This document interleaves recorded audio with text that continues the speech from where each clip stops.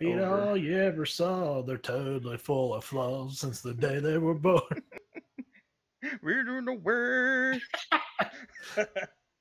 The shittily way they know how. Oh, dude. Okay.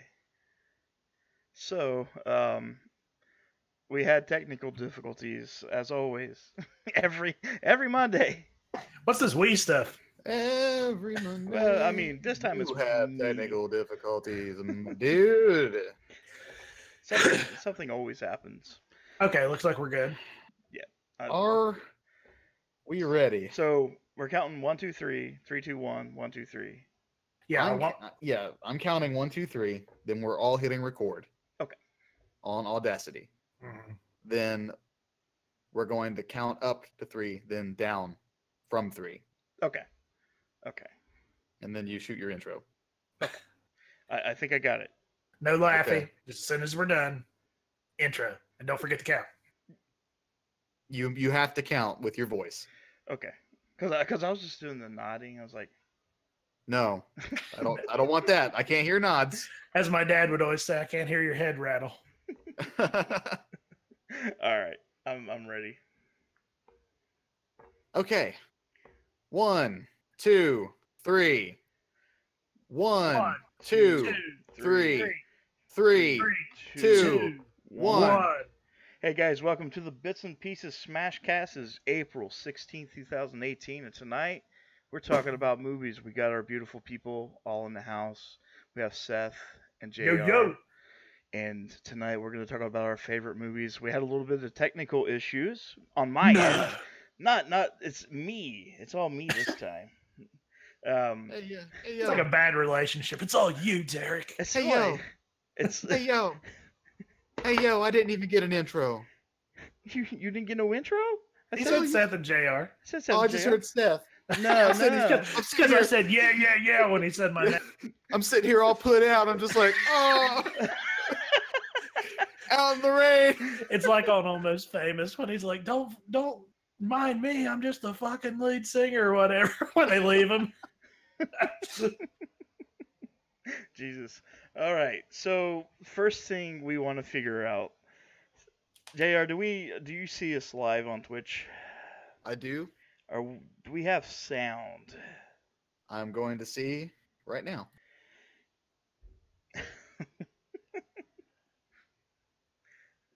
Always, it's like it seems like ever since the We Sounds do good to me. have sound. we do have sound. Sweet.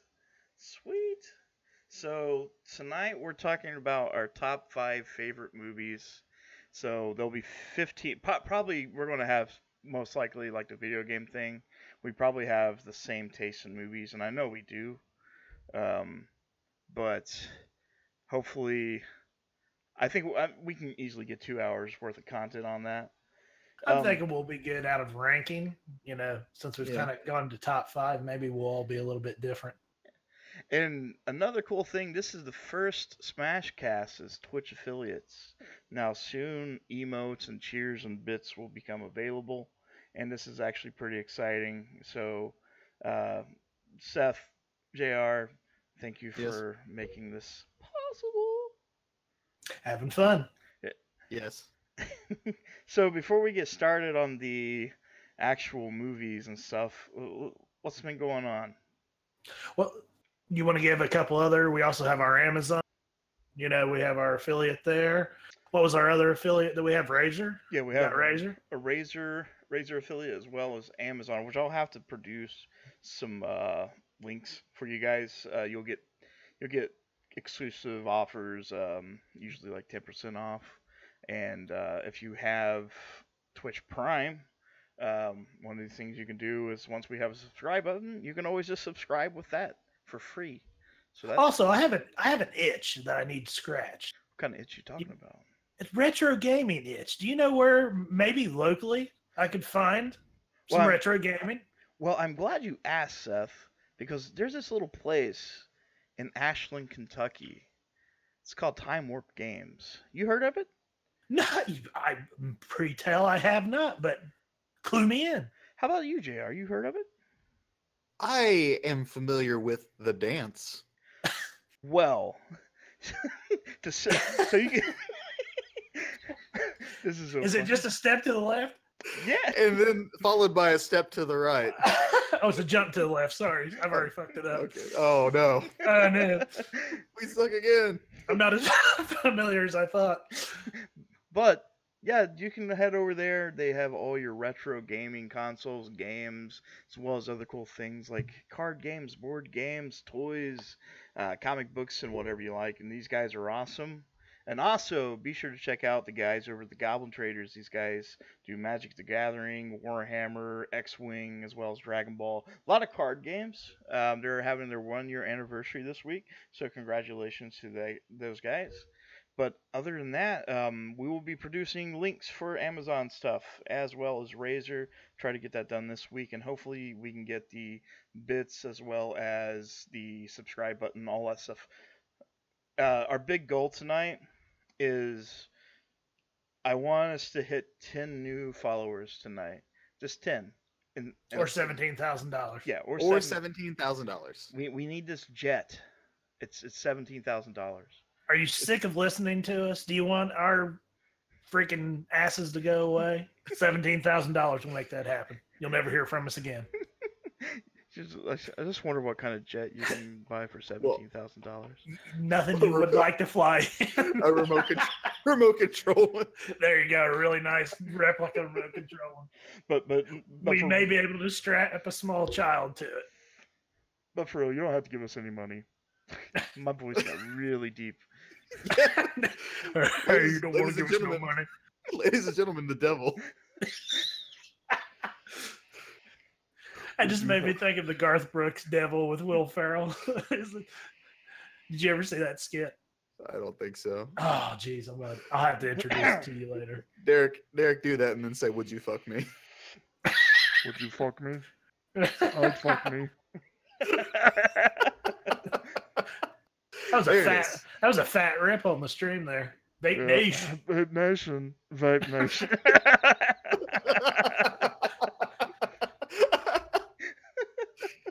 Oh God! Jesus. I'll tell you guys one thing. What? I've been out of allergy medicine for like a week, Oh no! and my left eye has watered all day. Is it trying to secede from the Union? It is, I think so. It's the Jefferson Davis of eyes. I just want it to stop, but I can't take Benadryl or I'll fall asleep. I got stung. Welcome to the podcast.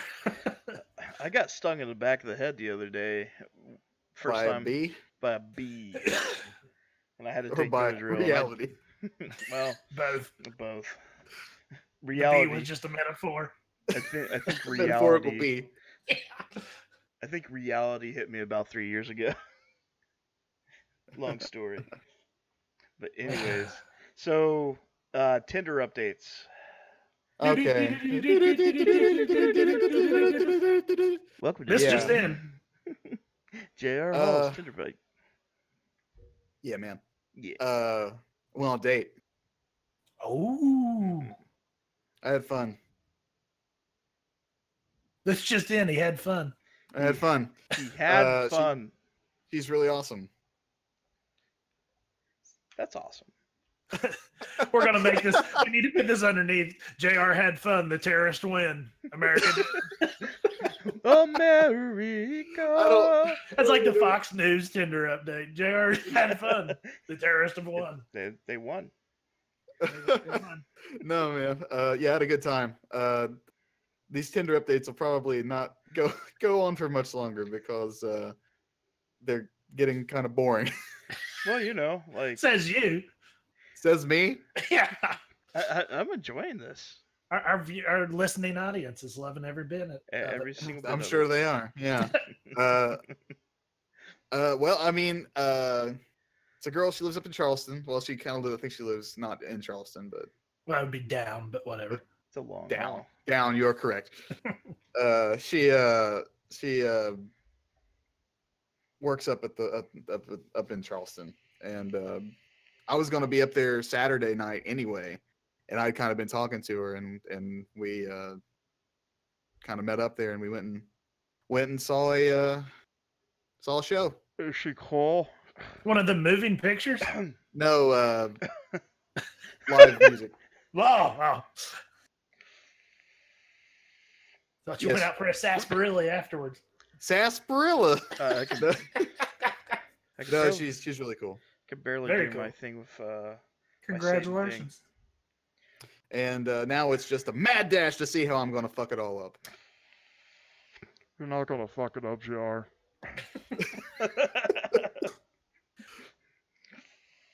Trust me, I'm Thanks, the king Satan. that fucks up. Thanks, Satan. Thanks, Satan. You're welcome. It's Satine. Satine. Satine. That sounds like a Dragon Ball character if I ever heard. Yeah, probably. Oh man, Mr. Satine. I love Mr. Mr. Satan. Yeah. Oh yeah, I'm the strongest. I'm the strongest and the greatest. I love that guy. Oh no, boo. Did it hurt you bad, buddy? I love him in Super when they show him. It's like one of my favorite characters. I hated Oh, him yeah. at first during the Cell Saga and then fell in love with him after that. Yeah, he's like, he takes a little bit to get used to. He kind of reminds me of Barrett from Final Fantasy VII.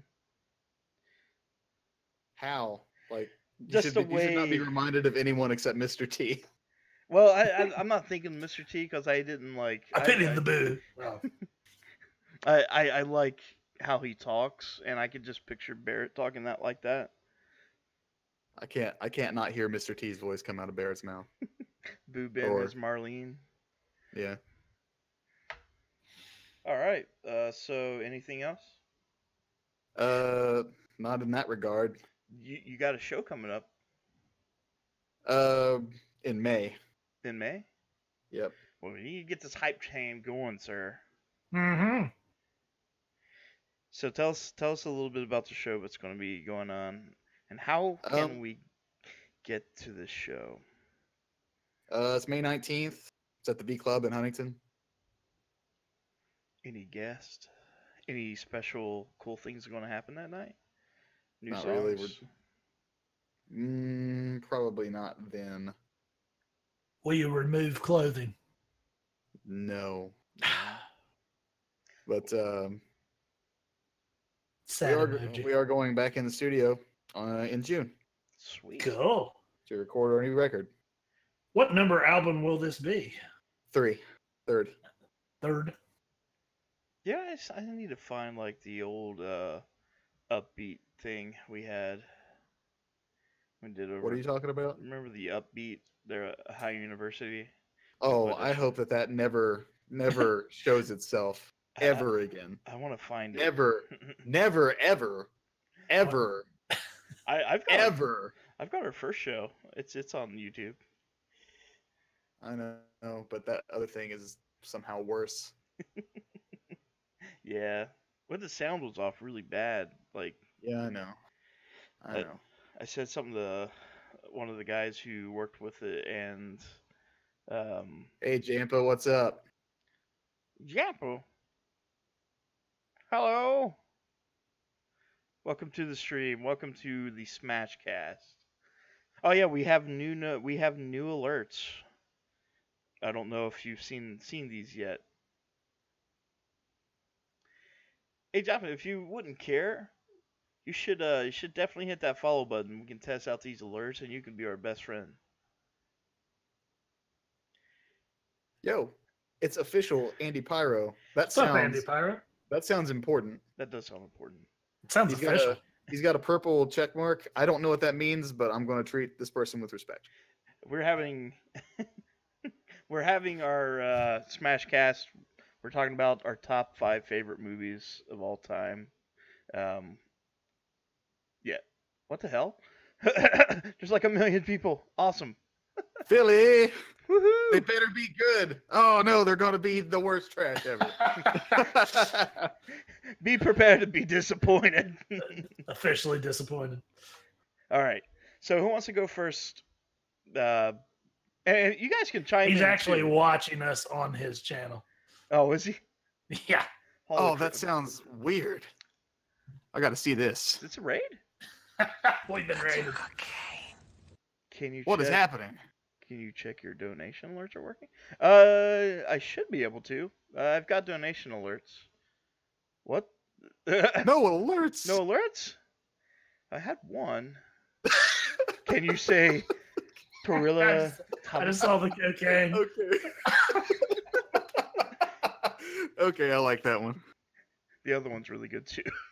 Can you say tortilla tavatan? Tortilla Tabatan? Tortilla tavatan. I fucking really brutally murdered that. I hope I just said something really fucked up and it's going to show up on some weird YouTube video. So you actually like what? Hello. Hey guys. Hello, everybody. Welcome Guten to Tag. welcome. So oh my god. What's going on? Hi, all you people. Hello. Okay, we should probably just start talking about what we came here to talk about. Damn. Well,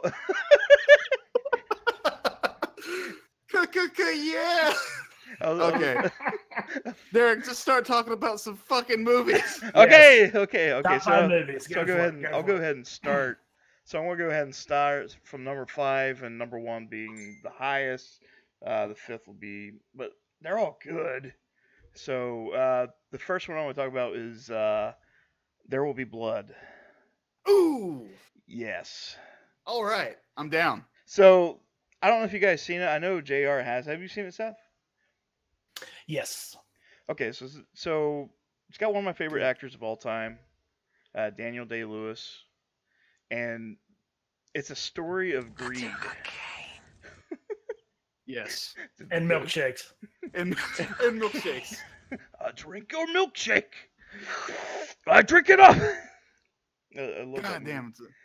It- Okay, start talking. It's a hard movie to watch if you're uninitiated to that style of filmography, because it's boring. I was gonna say it's really boring, but the thing that draws you in is just watching this character become like this super like evil dickbag, like, and the music behind it just kind of crawls in your skin. That's what I wanted to talk about. Yeah, man. Yeah. Okay, like, so the movie, if you really think about it, the fucking not that much happens in the movie, right? yeah, nothing really does. It's just like the music. Yeah, we have a Discord.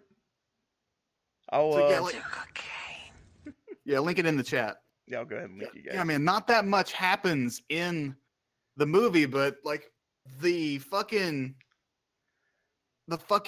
music just makes you uncomfortable for some reason. Yeah, I don't understand it. It's just like fucking.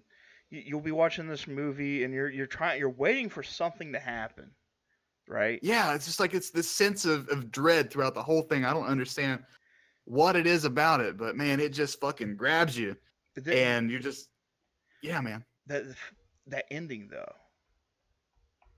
I'm finished. It's just like perfect. It's just like literally it literally ends with him saying I'm finished. And just like the conversations he has with that preacher, I guess they're twins, right? Aren't there 2 of them? Yeah, yeah. I mean, What? Check that's my- like, that's never like really. Wait. Hang on. Okay. Well, while you're doing that, I'm gonna keep talking. Cappuccino, we're talking about There Will Be Blood, starring Daniel Day-Lewis, directed by Paul Thomas Anderson. Is that right?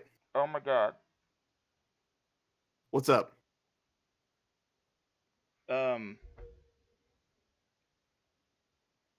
You guys did not have to do that. What's What? happening? What are you talking about? Oh my He's god. We just.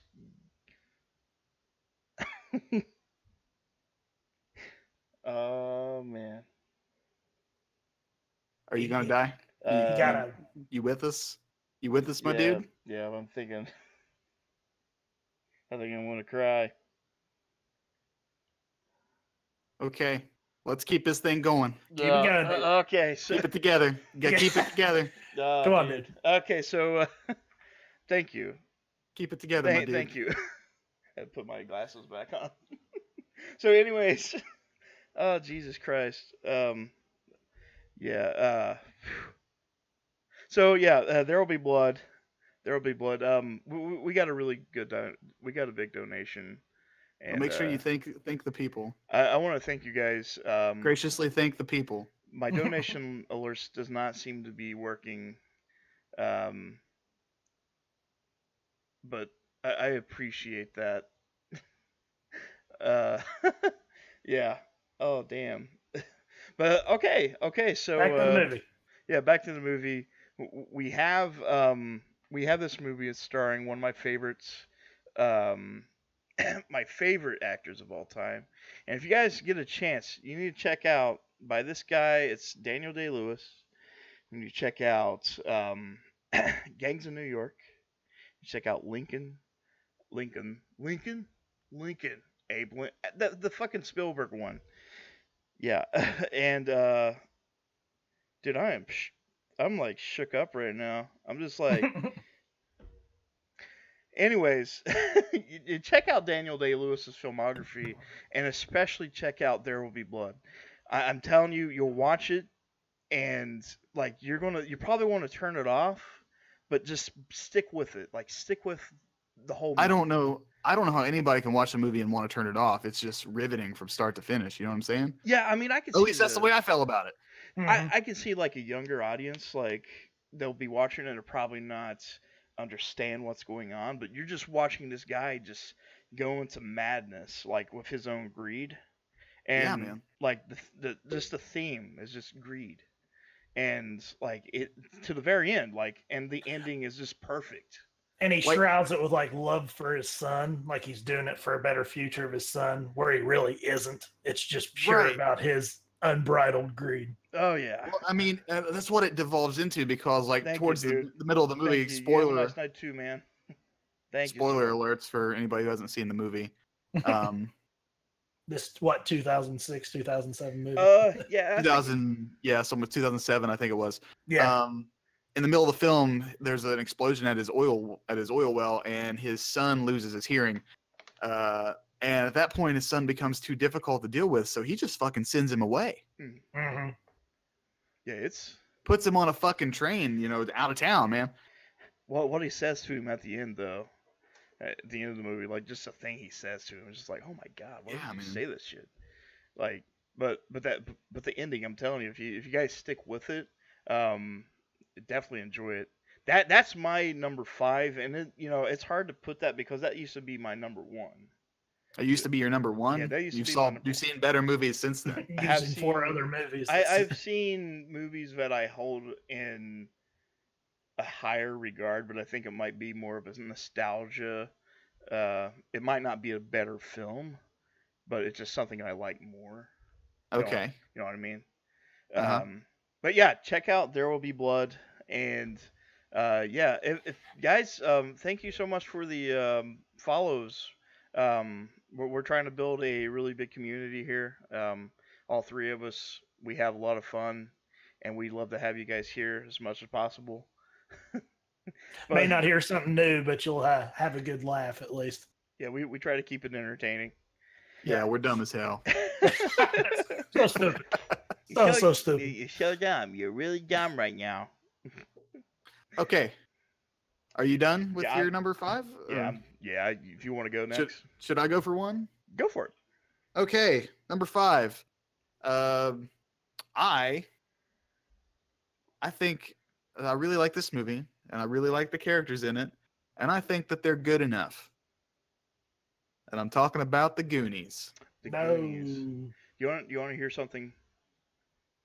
I've never seen it. Get out of here! What? Really? Get the fuck out of here! Yeah, I've never watched the Goonies. Goonies never not seen that movie. How can you have not seen the Goonies? You know, the funny thing is that I owned the Goonies before I had to sell my Blu-rays, and I never watched it. You never once watched it? Yeah, we just lost like 10 people. Oh Oh no. It's because you don't. It's because you don't like the fucking Goonies, No, man. it's not that Yeah. I don't like You just the Goonies. they just said screw this guy. Oh, there went the donation. I pulled it back.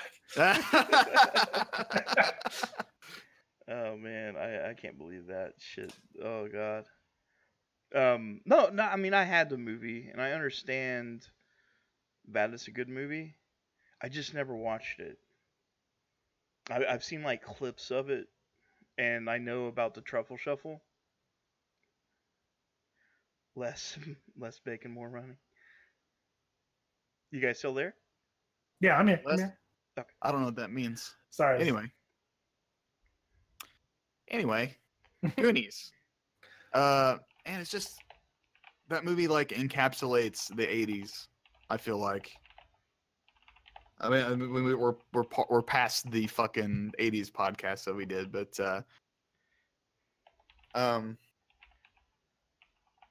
whenever I watch the Goonies, it's like shot in the same using like the same filter that I remember everything looking in the '80s. Does that make sense? Yeah. It's kind of Stranger Things pre Stranger Things. Yeah, man. Yeah, but Yeah. I mean that's Stranger Things has, it gets an influence from it. It's like a It's like prototypical of that sort of thing. Like Stranger Things wouldn't be a thing if there wasn't a Goonies. right. It's kind of like E.T. or something like that. Right, Um, right. I know there was a lot of clones of this film, like not necessarily clones. Yeah, I mean there you had like the Monster Squad, And you had like which what's that other one? Drop Dead Fred. Remember that one? that's not anywhere close. Oh, I thought No, I stayed away from that movie, by the way. I like that movie. So the Goonies is set in Oregon, which is probably has to do with the reason why I want to move to Oregon one day. Basically, it's about a bunch of kids. They're going to get kicked out of their neighborhood because these developers want to come in and bulldoze everything and make a golf course. So they're packing up and stuff. They go up in the attic. One of the main character, Mikey, his dad is a museum curator, and he has a bunch of stuff from the museum up in their attic. And they go up there and they find a treasure map. And upon finding the treasure map, they decide, well, what if we follow this map and see what happens? So they do. They go to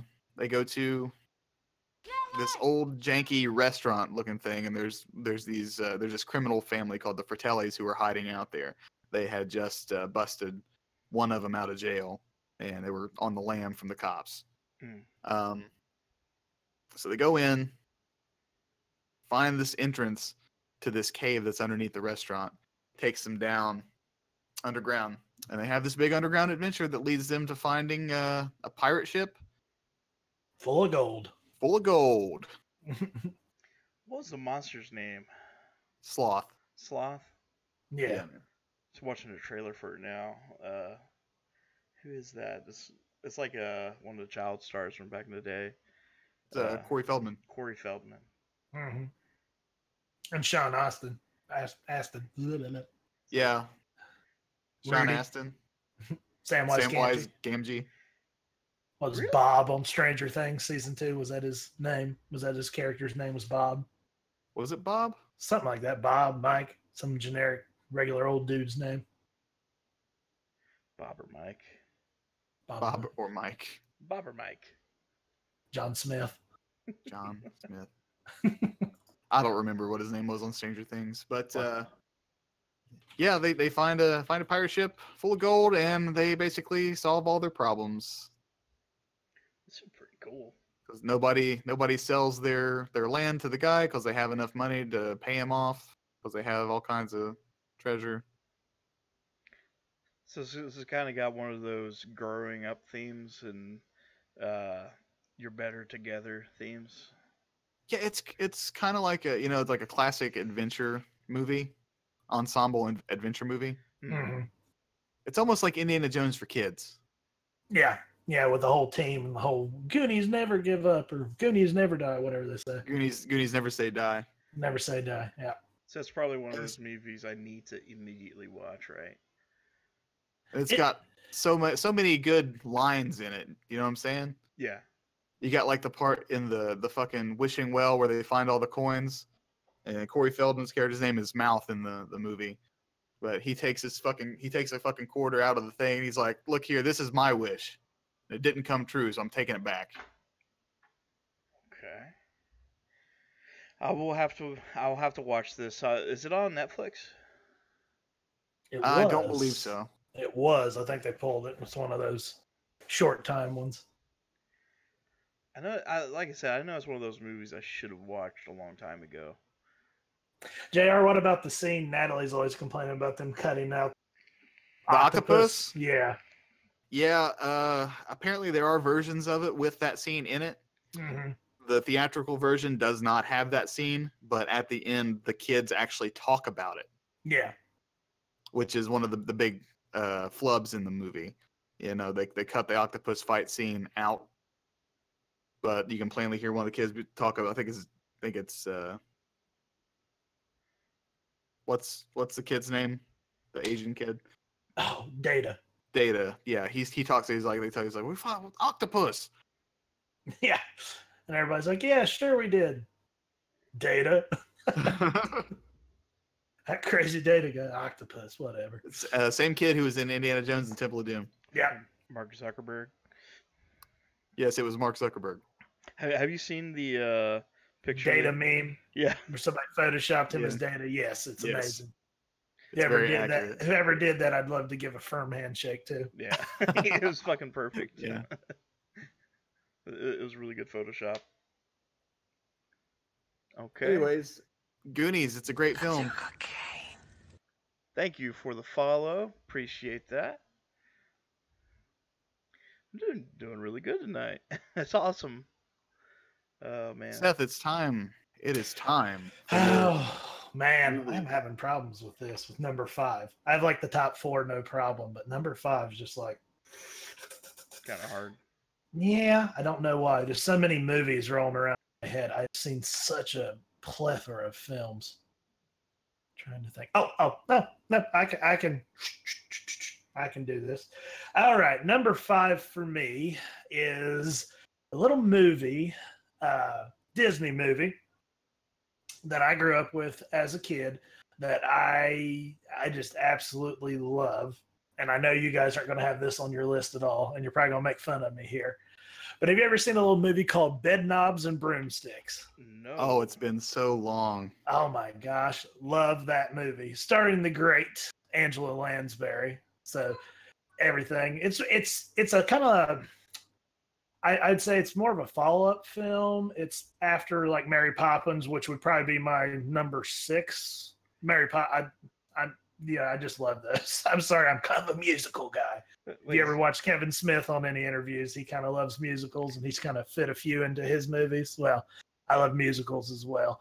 And Bedknobs and Broomsticks. It is a movie, if you haven't seen it, Disney movie, live-action Disney movie, done in the 60s, 70s, somewhere in that ballpark, starring Angela Lansbury. And she plays a lady, Miss Price. Eglantine Price is her name. And it's set in World War II England. So, like, the movie opens up and it's talking about the Nazis possibly invading England and this and that. And a colonel, goes by and he's asking which way to the town where Miss Price lives. An English colonel, and the guy says, can't say so, ordered to paint the signs if the Nazis show up, which I love how English people say Nazi. The Nazis. Nazis. And he says, I'm not a Nazi, I'm a British officer. And he's like, that's what you would say if you were a Nazi, isn't it, sir? And he's right on. So he goes on to the town. So we're introduced to our 3 kid protagonists of the film, who have been evacuated from London, which is what they did at the time. They get all the kids, like the parents would stay in London because of the bombings and everything during World War II. and they'd send the kids out to the countryside where the bombings weren't happening. And this is where this little town set out in the English countryside. And the three kid characters are there, and the lady who's in charge of, sending the kids whichever homes they're going to stay at temporarily doesn't know where to place them. And then Angela Lansbury, Price, she shows up to get her weekly package that she gets from London. And everybody's always curious, but she kind of keeps to herself, and they're, curious about the package. And before she goes, the lady who's in charge of placing the children send them with her, kind of talk her into sending them with her because, it's everybody's duty, the war effort, So she reluctantly takes on the three children and, takes them into her home. And, like I said, she lives by herself, this older non-married lady. And they're having a period of adjustment, trying to, adjust to being away from home, being with this lady who one of the points is she just eats a bunch of vegetarian diet almost. And they're they want bangers and mash, typical London kids, stereotypical London kids. So they also feel something's kind of off with her because she doesn't talk, keeps to herself and doesn't talk about the packages she gets from London. And they, the first night, they kind of follow her, and she sneaks in, has a little back workshop on her house, and they sneak in and see her opening up a witch's broom. She's actually taking a correspondence course through the mail of witchcraft to be a witch, because she thinks if she can actually do magic. It's the funny thing. She can do magic, and she thinks that her magic would help with the war effort, that she can find a spell to help end the war or do something, her part to end the war. Right. Stop all the senseless murdering. So she rides the broom, but she's a witch, but she's not a very good witch. It's kind of the joke with it too. She kind of flubs up, and they watch her crash riding the broom the first time. And then they comes to the next morning, they have a few quips back and forth, and they blackmail her into, taking them on an adventure or doing something. Because for her to cast a spell for them, so they don't tell everybody that she's a witch, and they end up casting this. She ends up casting this spell. They take a bed knob off of the bed the kids are staying in, and she casts a spell on it that will allow them to go anywhere in the world they want to using this. You just corner turn to the left and tap it 3 times, and you say your destination, and the bed will take you wherever you want to go. So they're getting wanting to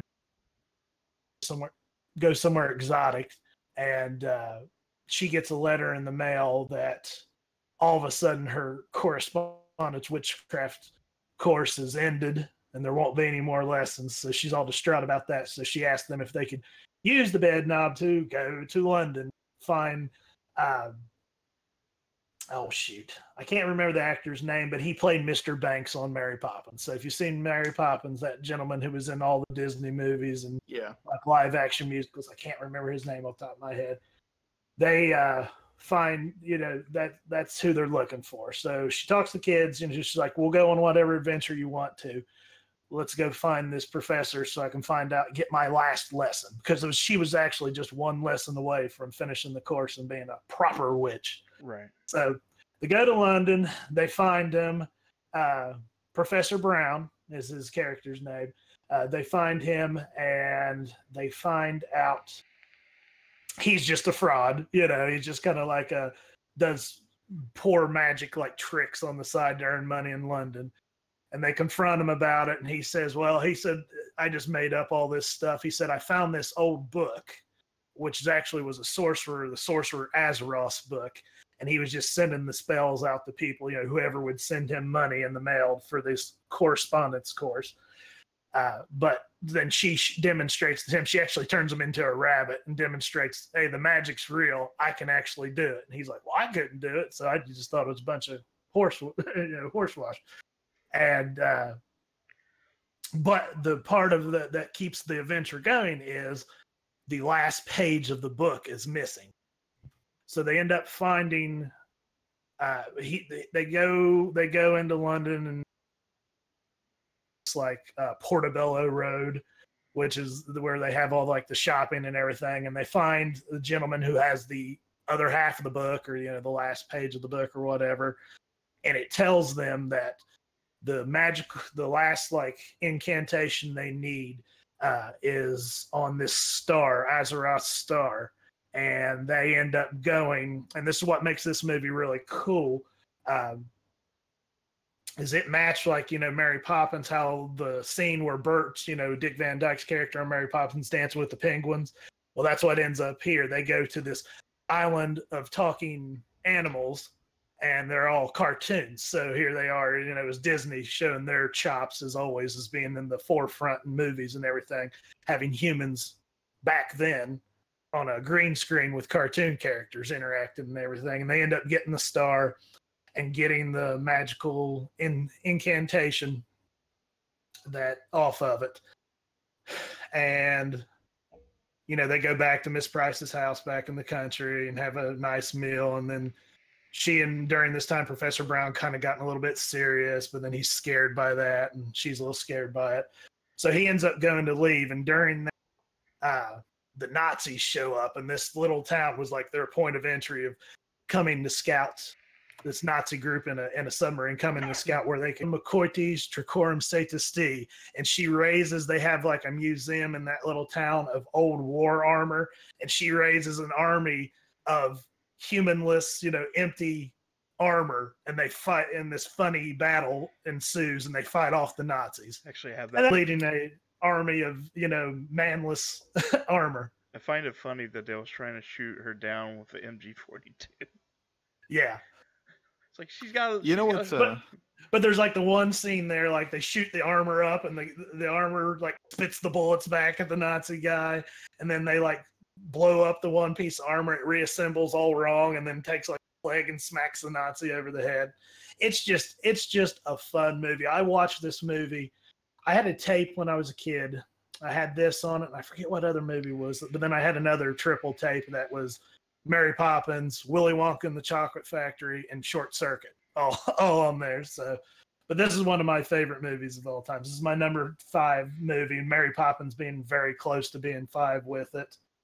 But if you haven't seen this movie, give it a shot. You and your kids can watch it. It's family friendly, of course. It's Disney, and it's just Disney at the top back in the 60s, 70s when they were making live action movies like this and Blackbeard and Mary Poppins. It's just them at the top being the best at what they do, and especially being ahead of the times for the scenes they do with animated characters and the human characters, where there's an underwater scene where they're underwater swimming and singing with fish too, where they're playing a soccer game with the king who's a lion and all the animals. Just hilarious. So my number 5 movie, Bedknobs and Broomsticks. What I think is interesting? The story of this movie kind of starts very similarly to The Lion, the Witch, and the Wardrobe. Somewhat, yeah. You got 3 kids who were displaced in England by the Nazi raids, air raids, who find themselves on a fantastic adventure out in the country. Starting from an old house or somewhere out in the country, English countryside. Like one day I'd like to go to England and find these movie locations and actually visit. That would be super fun. Plus it's just beautiful countryside in England. Do you know that it was actually filmed there? I assume. It could not be. It was Disney. They could have filmed it in Burbank, for all I know. I haven't actually ever looked into it. I bet they did film it in like... It probably was Disney. He was going to do it as cost efficient as possible, and they were good at rebuilding whole scenes like Mary Poppins. That whole. Well, I mean, if you really think about it, a lot of stuff used to be shot over in England. Star Wars. Yeah. But I mean, there's like a lot of things that were being shot over there. They had like a. Hey, what's up there, Need Griffin 62, and thank you for the hosting. Hi, my name is Stu95. Definitely appreciate it. How you guys doing? Yeah, welcome. Got an avid follower? Sweet. You sure can. Do you have a channel? You want to? If you guys get a chance, check out Needed Griffin 62. He's says he's been an avid viewer, so definitely appreciate him being here. So if you guys get a chance, go to his channel and He just said, Yeah, he's nah. sharing some love. He's sharing some love. Share some love back. There's a little love for everybody. Need it, Griffin.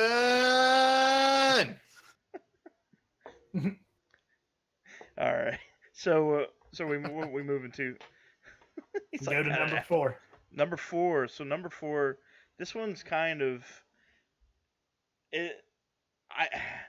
He said, I'm not serious in the slightest. Well, just in case you are, you know. But anyways, Anchorman. That's my number 4. Anchorman. Yeah, it's hard to really like the first Anchorman, not the second one. Well, obviously.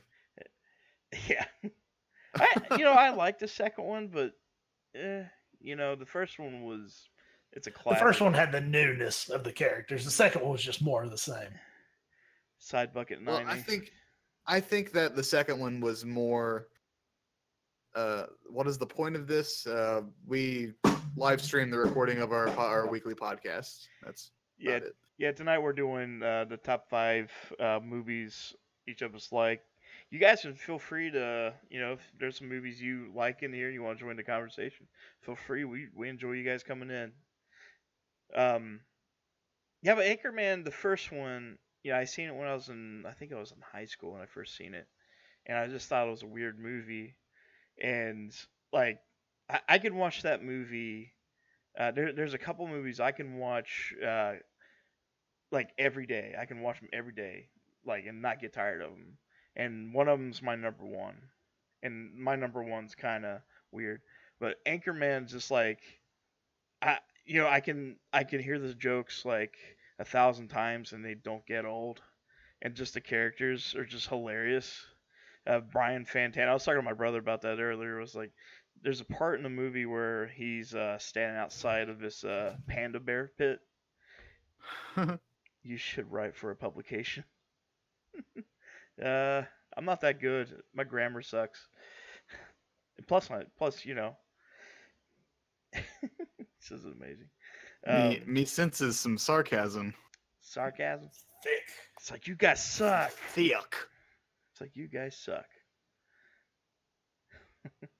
But anyways, no, I like, it's a good movie. Just like some of the scenes, like when he's like, tell San Francisco, he's like, fuck you, San Francisco. And everybody like freaks out. So I'd never say fuck. I fucking wouldn't say fuck. And I don't know. I love this. My favorite part of the movie is the big fight scene, and Yeah. then when it's over, it's like, wow, that escalated quickly. Just some of the lines and the way they do it. Working on it, dude. Working on it, Knee Griffin. I'm trying to. Working on it. Derek, would you say that the jokes are funny? That 60% of the time that they're funny every time? Yeah. I would say that. 60% of the time, every time. When he puts on that the Panther, Sex Panther, and like he goes outside and it's like, it smells like Bigfoot's dick. It's like, this is the most off filter like comment. So I think I kind of know what you're feeling on Anchorman 2. What I feel like they did there is they just kind of took everything and pushed the absurdity as far as they possibly could. Yeah. Like, it's enjoyable. Like, I can sit there and watch it. It's not that bad. It's just not Anchorman. Yeah. Yeah, I mean, some of the jokes are kind of forced. And it just seems like in the first Anchorman, it was more organic. Because, a majority of it was probably just improvised. And you had Will Ferrell at the top of his game at that point. Just getting off SNL, and had things like Step Brothers, and like he was the big thing. Like every movie. Step Brothers was still a ways off. Yeah, we play video games. We play all kinds of video games, actually. Our weekly streams, we do Fortnite, Overwatch, and other games, stuff like that. But we definitely play, for sure. Mainly Fortnite and Overwatch right now. Yeah. We're basic bitches. Thanks for the follow, by the way, Stu. Yeah, we appreciate you guys being here. But what was you saying, JR? What was I saying? Anchorman 2. Number 2, pushing the absurdity level. That's what I feel like the whole point of the movie was just I don't even I almost get the sense that they didn't actually want to make it, but it came to the point to where they did, and they were just like, you know what, fuck it, So we're gonna fuck this shit up. You know what I'm saying? We're gonna push this as far as it can possibly be pushed, as far as the level of absurdity. I still had a good laugh from it though. yeah, I think I actually went and seen it with you guys, and I like cackled like a fucking hyena. Well, I think the movie actually could have been good if they would have not tried to make it so absurd. Yeah. I thought the point of the movie was actually entertaining. How the rise of the 24-hour news network, and how how they create news basically instead of report news. Mm-hmm. There's a message hidden in there somewhere. They call it the chicken of the caves, man. But yeah, if you guys haven't seen Anchorman, it's probably one of the the first one. It's probably one of the most perfect comedy. It's nearly perfect. Like I can't say there's one wrong thing about it, especially the unrated version. Number two, like I could pick it apart, pick it to pieces. There's some good stuff in it, but the first one is one of those movies I can watch every single day, and I can quote that movie. It's easily quotable. Like back then, it's like you had all these movies that was like super quotable, like Anchorman, Napoleon Dynamite, stuff like that, and that was one of them. You always heard like people in high school, they'll be saying stuff about Anchorman, and they'll say a line from that or Napoleon Dynamite or something like that. But yeah. All right, guys, we're going to move on. Move on. Move on. JR number 4. Number 4. Hot Fuzz. Hot Fuzz? Hot Fuzz. Damn. That's another one of those movies that I can watch over and over again, it seems like. The movie's In fucking fact, great. whenever it first, well, it was not when it first came out on DVD, but when the big special edition one came out, I went and bought it, and I probably watched it every day for I don't know how long. I'd come home from work, it would be late at night because I worked evenings, and was in the DVD player, and I didn't feel like taking it out, so I just turned it on and watched it. So here's a question: is it your favorite of the Cornetto? Is it Cornetto trilogy? Cornetto trilogy. Is that your favorite one? I think it is. Think so? I like all 3 of the movies really well, but I think that one is my favorite. It does have the Hound in it. It does. Yep. Yarp guy. Yarp. Yarp. Which I always thought that was hilarious when I first watched Game of Thrones, and he was that guy, and I was like, oh my god. We kind of talked about him a little bit in the last stream, I believe. Oh, did you? Yeah, he's Was like. it in regards to eating chickens? No, it's in regards to him using the word cunt. Oh yeah. He's like the best. You cunt. Let's see if I can do a Satan. I wonder what Satan sounds like. Anyways, while you're preparing that, Cunt. that's what we really needed. Mm-hmm. Yep. We really needed that. Okay, Hot Fuzz. It's the middle movie of the Cornetto trilogy, and if you don't know why it's called the Cornetto trilogy, it's because in all 3 of the films, there is a appearance of a Cornetto ice cream treat, which is it's a brand of ice cream treat. It's kind of like what do they call them here, drumsticks? Yeah. It's kind of like a drumstick that we have here, but they're called Cornettos over in the UK. And each movie has them in it. So they just called it the Cornetto trilogy. Cornetto. These are 3 movies done by Edgar Wright. Yep. Starring Simon Pegg and Nick Frost and some other people. Mainly Simon and Nick. Mainly Simon and Nick. There is more of an ensemble cast in The World's End, if you think about it. Yeah. Well, Day of the Dead, not Shaun of the Dead had a pretty cool moment when he meets up with the chick from space, his roommate. Yeah. So that was kind of a nice little Easter egg. what I always thought was funny is like I didn't really notice till a lot later is that when that scene you're talking about where they meet up and there's like a analog for every one of Sean's party and her party. Mm-hmm. The one who is her version of Ed is played by Matt Lucas, who's a great British comedian. I don't think I've seen him. He's it was from a TV show called Little Britain. Little Britain. Yeah. I watched a video. Apparently, they made a video game for Little Britain. They did. It was awful. Matt But, Lucas is also Nardole here on seasons of Doctor Who for all my Whovians out there. Yes, that's true. He's on Doctor Who lately. Mm-hmm. He's great. But back to Hot Fuzz.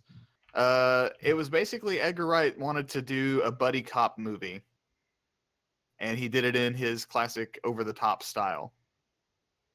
And he wanted to involve as many big-name British actors as he could, and he got just about everybody. Oh yeah, Mm-hmm. James Bond and So you got Timothy Dalton. You know the scene that Derek has up right now. You got Martin Freeman before he got big from doing The Hobbit. wait a minute. Was Martin Freeman in Shaun of the Dead? Yes. No. No. The Hobbit now also. Oh no, yeah, he was the the space girl's boyfriend.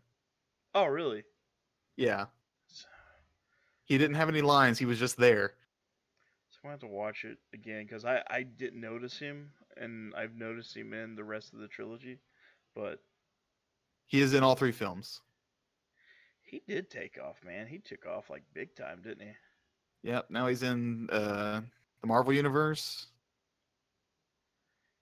He's everywhere, man. Oh well, he was big before The Hobbit. He was, playing Watson on the BBC Sherlock with Benedict Cumberbatch. Yeah. If you haven't seen that, I highly recommend that show. If you're a Sherlock Holmes fan, it's probably the greatest version of Holmes ever done besides the actual books. And you see here is the clip that Derek is playing. Steve Coogan is on there now. Mm-hmm. The movie basically is a who's who of British actors. Yes. But it's a buddy cop movie. Nicholas Angel, he's a top officer. He's the best person in the Metropolitan Police, the London Police, basically. Look at his arse. In fact, he's so good that he makes everybody else look bad, so they send him out to the countryside. Yeah, he's like over the top cop. Yeah, over the top. Yeah, he's just like takes everything to 11. So good at his job that they have to send him away so that everybody else can fucking keep up. He's basically Frank Castle. Yeah, basically. British Frank Castle. It's Davy Jones. Yeah, Bill Nye. Bill Nye. Yeah. Not the science guy. Not that one. Is it Nye or Nighy? I think it's Nye. Pick one. Nighy. That's how I always say it. Nihi? I don't know. Yeah. Vincent from Underworld. Yes. Which I love that guy. He's great. He's got his own acting style. Yeah. He kind of sets up. He's got his own like. He can be intense in the like a scene that's not intense, but he might be doing like a comedy bit, like, but he's intense about it. He guest starred on an episode back to Doctor Who where he was like the curator of a museum. Yeah. And the Van Gogh episode. Oh, that's such a good episode. It is. Especially for a fan of the 11th. Matt Smith is my doctor. Oh. Anywho, that episode. I get me some tears on that episode. Everybody does, dude. That is such a well written where if anybody's never seen Vincent and the Doctor, that episode, go watch it. Basically, the Doctor brings Vincent Van Gogh, who's on this edge of going nuts, and ending his life, brings him to the future to show him how everybody loves his artwork. And they basically give him like his one moment of happiness in his life is by showing him that. It was awesome. Great episode of Doctor Who. Yeah, it's fantastic. But yeah, back to Hot Fuzz. They send him off to the countryside, and there's all these peculiar people who live out there in Sanford, the town of Sanford, and the town that's won Village of the Year for however many years. And basically, they want to keep everything perfect there. Everything. Go ahead. You gotta love the cinematography, though. That's Edgar Wright's style. It's awesome. It's very him. Like if you like anything you watch of his, that's just how he shoots. Like even Spaced is shot like that. Oh yeah. Mm-hmm. It's got these quick shots. Apparently, he has a new one out. It's called Baby Driver. I haven't seen it yet. I haven't seen it either. It got a lot of nods for the Oscars. I don't know if he got anything out of it, but Hot Fuzz is insanely good. But Nicholas Angel goes out to the countryside and he starts working out there, and he starts shaking things up, and then people start dying. And it's just a series of deaths that he believes are murders, but he's trying to uncover this big conspiracy, and it seems like every turn he's getting thwarted. People just think it's an accident or just terrible things happening, and he goes on to come up with this great big plot about how a woman's trying to sell her land, and then the big grocery store is going to come in and close the little supermarket, and he reveals this to the people who are actually doing the murders, and it turns out that the people were actually killing everyone for the most petty reasons ever. And it's just great. What's the thing they always say? It's like the greater good. The greater good. So the greater good. We'll be up to our balls in crusty jugglers. Take me in. I'm a slasher of prices. That movie has a bunch of quotable lines too. Yeah. That whole trilogy. I don't care what anybody says. I think At World's End was pretty good too. Some people didn't care for it, but really, I love that movie. I like it. It's good. But you always have things that always come up in those movies, and the one thing is always the fence scene. The fence. Yes. Oh yeah. You always have the fence scene. And in this one, it's it's over the top. He's like doing fucking backflips over it and shit. So you always have the pubs. Always the pub, always the fence, always a cornetto.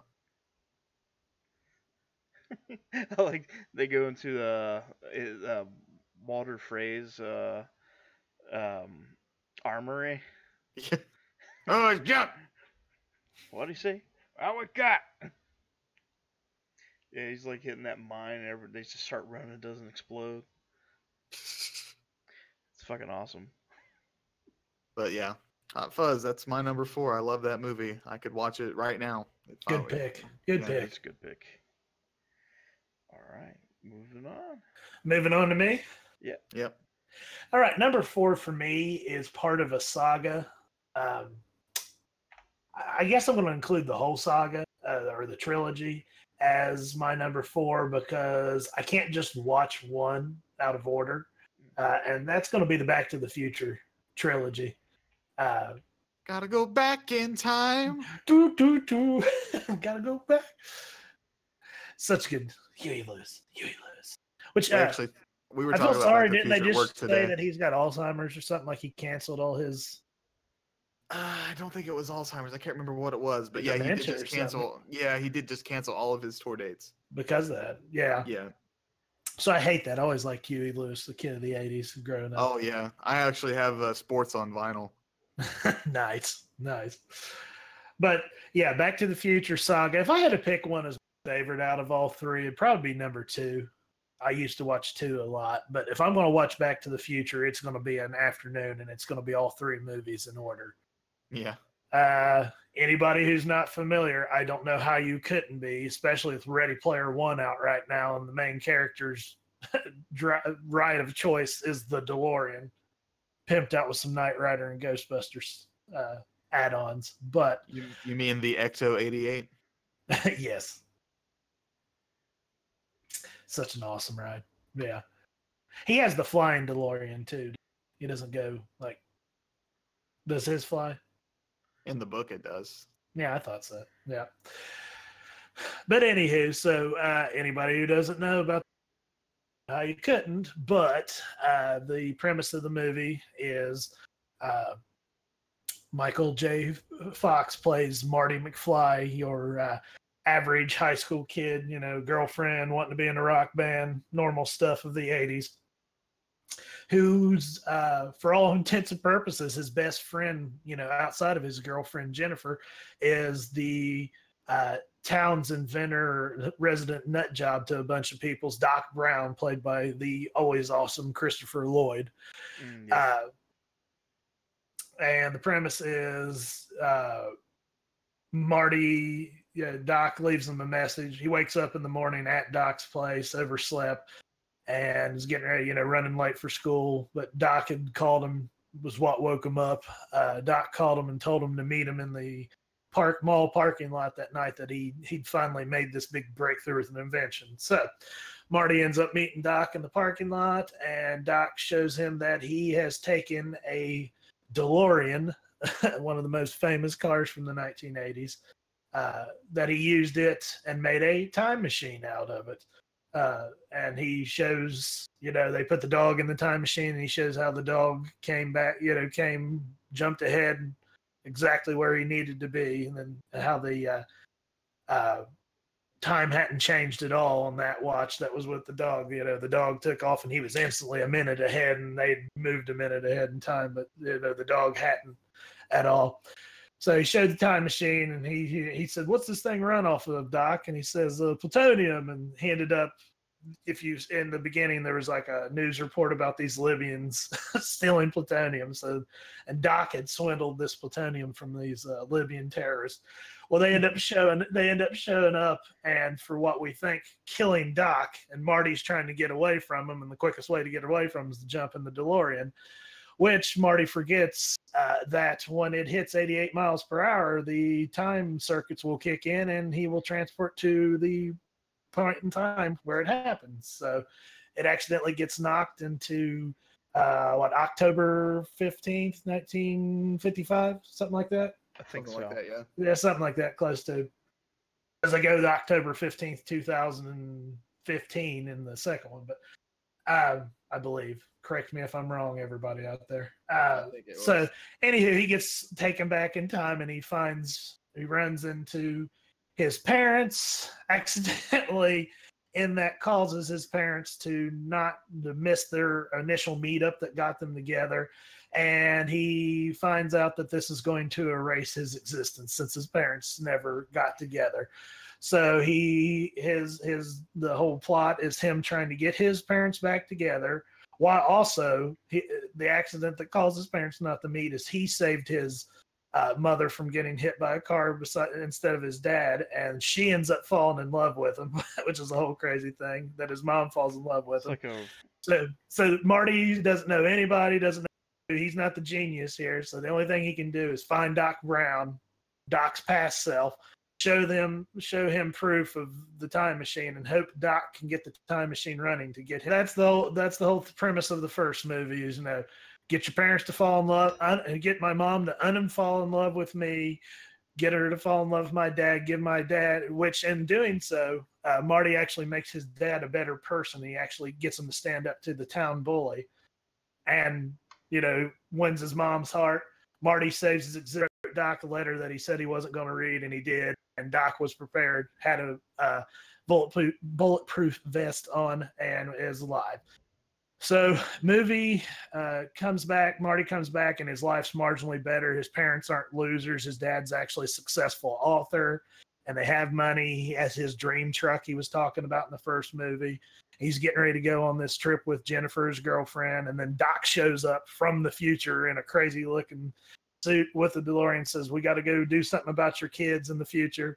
And it's your kids, Marty. It's your kid. "What's wrong, Doc? Did we grow up to be assholes or something?" And that perfect pause, Doc stops and thinks about it. He's like, "No, no, no, it's your kids, Marty. Something's got to be done about your kids." And then the famous line, the DeLorean, he's like, "Doc, we don't have enough road to get up to 88 miles per hour. Roads? We don't Where need we're roads. going, we don't need roads." And then the DeLorean, you see the DeLorean's wheels fold down and it takes off in the air. And you're like, "What the heck?" And then it's like, "To be continued." Forward on to the next movie, Back to the Future 2. So they go to the future to save Marty and Jennifer's son from getting arrested for being talked into the crime because he's kind of just a tag-along follower loser. They do that, but during that, Marty buys a almanac of sports and sports scores and outcomes of games for the past like 50 years. And the big bad guy, the bully from the first movie, who's in the past, is now an old man.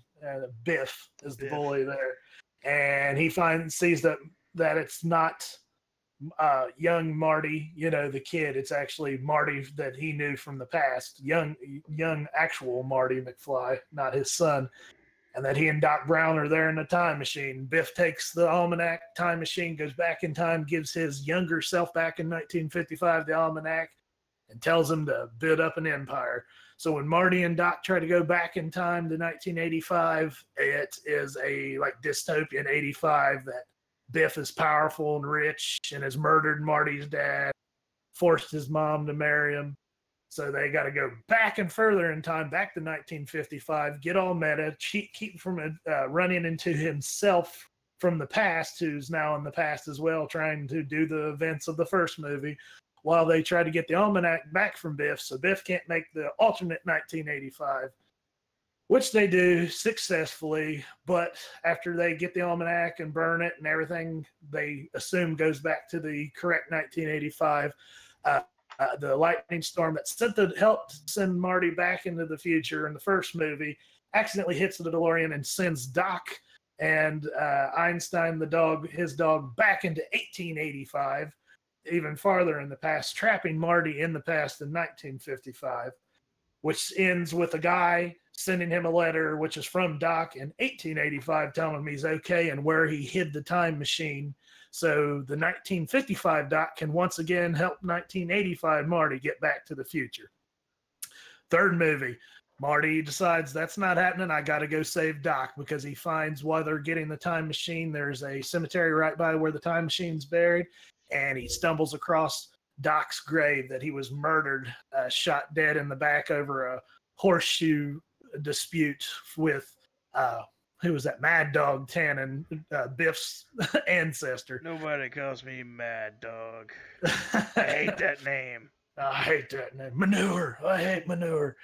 Anyways, then Marty has to jump. He decides to not listen to Doc's warning, jumps in the time machine with 1955 Doc, who helps him go back to the past to 1885 to get 1985 Doc. Stuff ensues. They have to rebuild the time machine, trying to get back. Whole thing. Marty gets back to the future. Doc gets still trapped in 1885, but then the third movie ends. Doc shows up on he turned the train that they used to send the time machine back to 1985 from 1885. He turns it up, and Doc's turned the train into another time machine, and he's now married and has 2 kids, and all is well. And it takes, the movie ends with the train lifting off like the DeLorean does off the tracks, this old steam-powered train that's now a time machine, and Doc and his family going on adventures while Marty stays and starts making his life in 1985. So great set of movies. Absolutely love them. There's a lot of people doesn't seem to like number 5. You mean number 3? Number 3. Yeah, number 3. I'm so sorry. I had Far Cry 5. But yeah, I'm one of them. I don't really care for Back to the Future 3. I like 3. I think it's one of those. It's good. It's a decent closing for the trilogy. I always wanted more, like especially with the train showing up, which they do kind of give you. There is.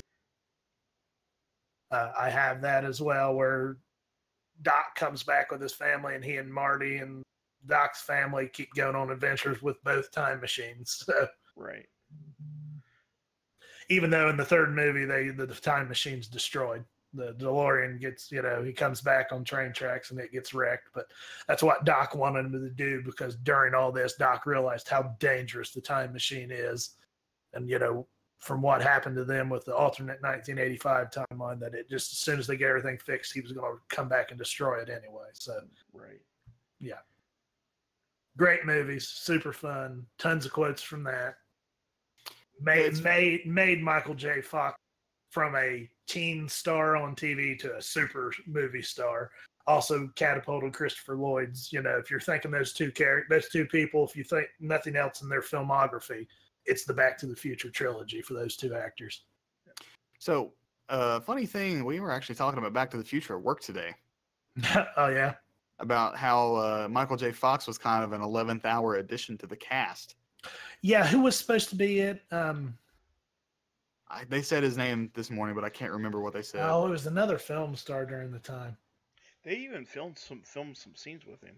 They started with him, and filmed he a wasn't lot of scenes. jiving. He wasn't jiving at all.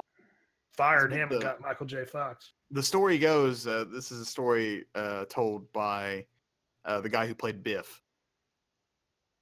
The guy who played Biff, this was like his first big movie. Eric Stoltz was originally Marty. Yeah, Eric Stoltz was originally Marty, yeah. Mhm. The guy who played Biff, this was his first movie, so he was trying to keep his head down and just like, be cool to everybody. And, he's just trying to, make everybody happy because he wanted everything to go good for this movie. So he recalls getting called in by the producers one day, and he was just like, oh shit, I'm getting fired. This movie's not going good. It's my fault. It's just when they're shooting with Eric Stoltz. And, things weren't jiving, like Seth said. And he's like, I'm going to get fired. This is all my fault. I just need to go in. I need to be cool. Just need to listen to what they say. When they fire me, I'll just take it with class. I won't cry. I won't yell. They bring him in. They sit him down. And they said, we're firing Eric Stoltz. And the guy who plays Biff said that he just goes, what? It's like, damn. Like, we're firing Eric Stoltz. And we're bringing in this Michael J. Fox kid. Thomas F. Wilson, by the way, for Biff. Okay, Thomas F. Wilson. Okay. Yeah. There's like, we're bringing in this Michael J. Fox kid, and we're going to be shooting with him. So they had to reshoot the whole beginning of the film because they'd already shot decent, almost a month's worth of footage with him. Yeah.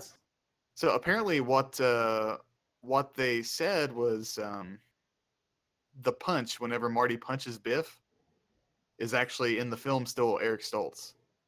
Really? Yeah. Huh. See, originally Michael J. Fox was originally supposed to be him, but there was a filming mess up with Family Ties that Michael J. Fox was in, so he had to turn the role down, and then they got Stoltz, and it wasn't working so hard that they're like, we'll wait on you, Michael. And they waited on him and redid it all. Just, it's another one of those, like when we talked about Ghostbusters, it's one of those happy accidents. Happy accidents, yeah. It's kind of what happened on Harry Potter. That some kid was supposed to be Harry, and that didn't happen. You know who the first choice for Doc originally was? Who? John Lithgow. That wouldn't have even been bad. It wouldn't have, but man, do I love Christopher Lloyd. I do too, but I still think that now that you mention that, I think John Lithgow would have been a decent choice.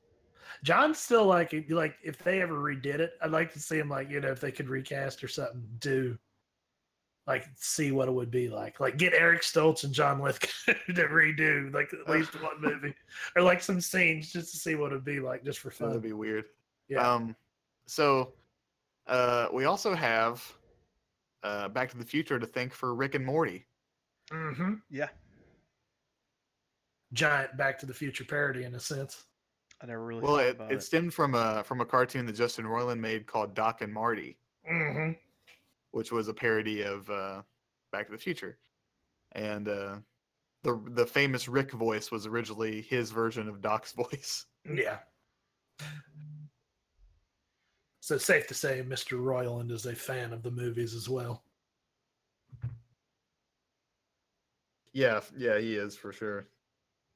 Well, we are an hour and 20. We better move along. Yeah, I don't know if we're gonna get through this. We better make these ones quick. This will be a Yeah. part. Probably have a turn this. I into a guess we don't part need to two. rehash everything. Let's Nah. just say Yeah. love it and why. So I'm next, right? Yeah. So the next one for me, this is a really good movie, and I love it a lot. But the Backdoor first, Sluts 9. yeah, Yeah. Backdoor Sluts 9, the Greasy all entry. anal grease. Oh, Grease man. lightning. Grease Grease lightning. lightning. There you go. So I was going to go on the lines of I don't want to put them in as a saga, but I'm going to count them as the whole trilogy. But I want to do the whole thing. But it's the Tolkien universe, which is like all the Hobbit and the Lord of the Rings. You can just say the saga, Tolkien saga. I'm going to include that. They're all enjoyable. The prequels, they're not as nearly as bad as people let them out to be, especially if you get the extended versions. I think the second one's what people had, the second Hobbit, because of the barrel scene. Like that was like the crystal skull monkey scene. Yeah, You know, Yeah. for people. Well, I I mean- mean, the barrel scene does happen in the book. it's goofy. It's Like not so I enjoyed it. action packed. Yeah. The only thing I didn't like about the barrel scene is that there were pieces that looked like it was shot with a GoPro. Yeah. Well, the bad thing was like whenever they released it in theaters, they had this is like a high frame. It's called HFR, so it was like a high frame rate. It's like 48 frames per second. Yeah. They shot it in, and it looked weird. And you can tell if you went in theaters and you've seen it, like it's off-putting. But the only problems I have with the Hobbit trilogy is just the use of CGI. Like, there's a lot of practical effects in the original trilogy, but there was also a lot of CGI. But this Mhm. one, like the orcs and the goblins and everything, they didn't feel real to me. I'm there with you. It just like, you know, you had Uruk-hai and all the other ones, and the Lord of the Rings trilogy, and they were physical beasts, and they're scary for the most part. What I'm going to say about it is I really think that why the effects were so jarring in the Hobbit movies is because of just how fucking good they were in the other three. Mm-hmm. Mm-hmm. How good the practical effects were. You can tell the love in those movies. That's why. Are you get me? There, that really made them get transferred. You know, that everybody fell in love with them. You could tell the love that Peter Jackson had for the source material. You know, and they did the best they can because that stuff. If you ever look into that universe, that is just mind-boggling. I mean, there's a friggin' encyclopedia to explain it all. That's about as thick as the books themselves.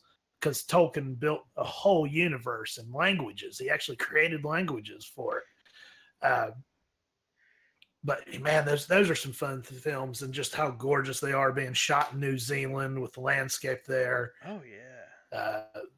The costume design, the casting was spot on. I mean, I can't think of anybody I'd be like, oh, we should replace them with so and so. You know. Yeah. They had a lot of people that they was aiming for. They had like who was Sean Connery. They wanted him to be Gandalf, and I forget who they wanted to be Aragorn. But like, it's just good acting. And it's one of those like series that, yeah, it's good, but the acting and the actors they chose for the roles is perfect. Yeah. Do you have a favorite out of the three, the original trilogy of those, the Lord of the Rings trilogy part? Do you have a favorite, or is it one Back to the Future that you have to sit and watch the whole thing? I have to do that, but I say if I had to pick a favorite out of the Lord of the Rings trilogy, I'd say Two Towers. Yeah, that Helm's Deep. I'd agree. That Helm's Deep fight. That Helm's Deep fight is great. And if I had to pick from the other one, I'd have to say the third one, the extended. Keep this in mind. When I say I like these movies, I like the extended versions. I can't go back and watch theatrical. Like, it sucks. Yeah, I agree with that. It doesn't suck, but The No. extended just adds so much. It added points from the book. They had to cut out. And I understand that. You're not going to get everybody to go 3 hours, pay for 3 hours for a movie. Not everybody's going to be down for that. Right. 3 hours plus. Sometimes, you're looking at half a day if you're going to sit down and just watch the Lord of the Rings trilogy. You're looking at a good almost 12-hour stint of just straight movie. It had great music, had great atmosphere, had great characters, and great action set pieces. Like you see these wars, like you guys seen Braveheart back in the day, right? Mm-hmm. And they had these big land wars, but like Lord of the Rings has like the fucking hugest like wars, like land wars that you ever see in a movie. Like, Yeah. It's pretty great, but yeah, that whole saga, that's probably it's number 3, right? Yeah. Yeah, that would be my 3. I know it's 6 movies, but it's a saga. There's one thing you got to remember though, Derek. What? There's only one return, and it's not of the king; it's of the Jedi. It's the Jedi. I love that. My brother does that to me all the time because he hates Lord of the Rings. Like, damn it, Ryan. But yeah, that's my 3rd. Moving on. Good pick. JR. Oh, it's me. Yeah, it's you. It's you. Did I happen to mention that I didn't really think this through? And I've literally just been glancing over at my movie shelf trying to catch glimpses of movies to be like, oh yeah, that one. Yeah, let's preference this. We are doing a top 5 here, but that is very hard for the 3 of us because the 3 of us have probably watched 1,500 movies. Something ridiculous. Just what the fuck? Get Tony out of here. We're gonna lose a subscriber. That's Tony. Yeah, That's Tony. You didn't see Tony. that. He said it. No, this is new. Okay, get that off the fucking screen. Okay, it's still there. Okay. Thank you. You're Yeah, welcome. That shit out of here. You're Anyway, welcome. Eat it, Tony's. eat it, Tony's. Oh man, I'm just gonna pick something off the top of my head, unconventional. I'm not picking any Kevin Smith movies for obvious reasons. We've devoted a whole thing to that. Yeah, and they're good, but I wouldn't put them in my top if you're going to be cinematic. I don't give a shit about being cinematic. Yeah, well, I'm not over here picking Citizen Kane or some shit. Rosebud. Rosebud. I've never seen that movie, even though everybody says it's the perfect movie. I've seen half of it. Come I'm gonna say it. I'm gonna say it. Are you ready? Yeah. Oh, I'm gonna God. fucking say it. Oh, Are you here ready? it goes. Here it Are you goes. ready? Preach. Are you ready? Preach. The Room. Dun, dun, dun. Really? I fucking love that movie. I love to hate that movie. But it's in your top 5? I could watch it all the time. I'm Can't not. question a man's top 5. It's his top I 5, could, man. Yeah. I could really watch it all the time. I don't know what to say about that. I mean, I'm not judging. Derek's taking it back. It's part of my sense of humor that I love just ridiculous humor. I did not. I did not. And that hear movie is so bad that it's transcends bad to another level to where it's somehow genius and awesome. It's like the Casablanca of shitty movies. Exactly, yeah. I mean, a lot of people will say that title belongs to Troll 2, which if you've seen that, Oh my god! it's up there. But The Room is just it's transcendent. Tommy Wiseau. I mean, just like the planets aligned for him when he did that, and I don't think it could ever be done that way again. No. Even the James Franco movie was actually really good. It was pretty. That was good. The pretty well book's spot amazing. on. I need to read the book. Well, I already seen the movie. I don't need to read the book. The book is way different. Is it? Yes. Oh, never mind. I'll have to audible it. Yeah. Auto bullet. Auto bullet. Auto bullet. But yeah, I'm just gonna say The Room. Seth. I did not hit her. It's not true. It's bullshit. I did not hit her. I did not. Oh, hi, Oh, hi, Mark. Mark. It is really quotable. It is. There's so many quotes in that movie. See, it's just a great movie. It's hiding underneath the worst movie of all time. Yeah. Seth really needs to watch this movie. Exactly. I'm dying. Like, I think we need to have that day where all three of us are, watching the movie, and I want him to experience the first time. We'll just get his reaction. Yeah, that would be great. All right. That all from you, sir? I mean, do you want to add anything since you've seen the movie? I mean, aside from What else can I really say? it's perfectly cheesy, and one of my favorite scenes is on the roof where they found out is his name Lucas? Denny? Denny. I'm sorry. It was like he gets attacked by that guy, and he was like super into that specific role.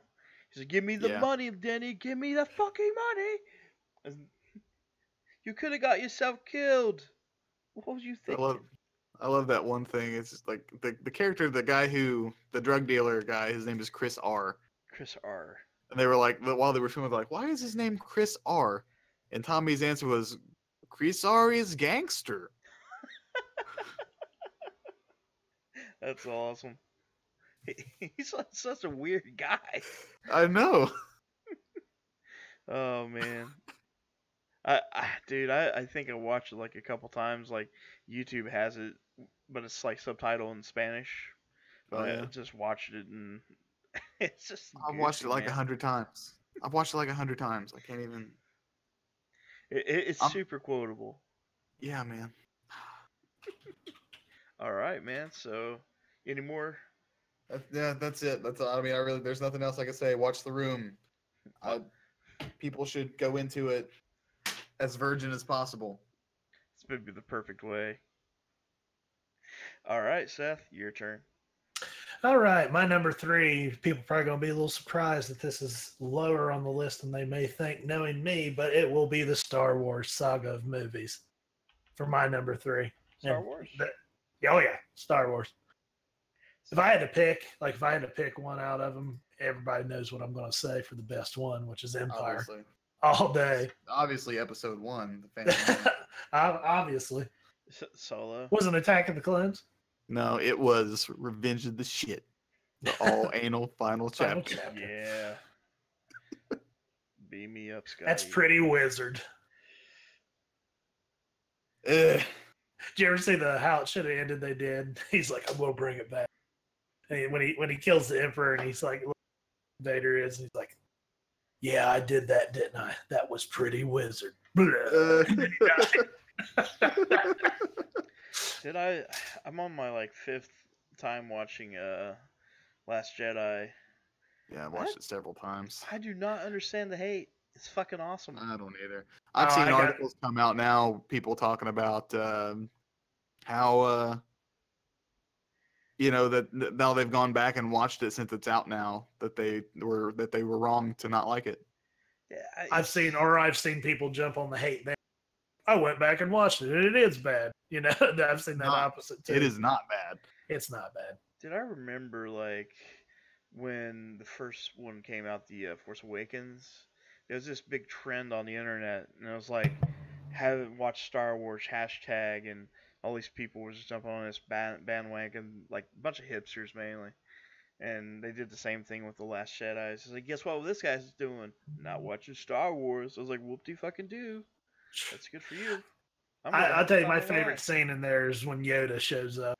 Dude, I had a feeling it was going to happen. And then they do the over the shoulder with Luke going to burn down the tree with the ancient Jedi texts in there. And there's the over shoulder. I was like, here it comes. And you see that blue outline. He's like, it was so good. And it was so Empire. It was crazy Empire Yoda again. Go ahead. Something really funny I just noticed the other day when I watched it again. Mm-hmm. At the end, whenever they're on the Millennium Falcon, Uh-huh. Finn opens up this. It's either Finn or Ray opens up this drawer that has all Finn. the old Jedi text in it. Yeah, you didn't get Yeah. that Yoda saying there's nothing in there that the girl possess. That's what he was saying. He knew she had the books already. It's Yoda being funny. Yoda as always being the all-knowing Jedi master. You know, the Yoda puppet from Last Jedi, you know, they used the original Empire Strikes Back molds from the Jim Henson vault Yes. to yes. make that. Yeah. Okay. And Frank's been doing them the whole time.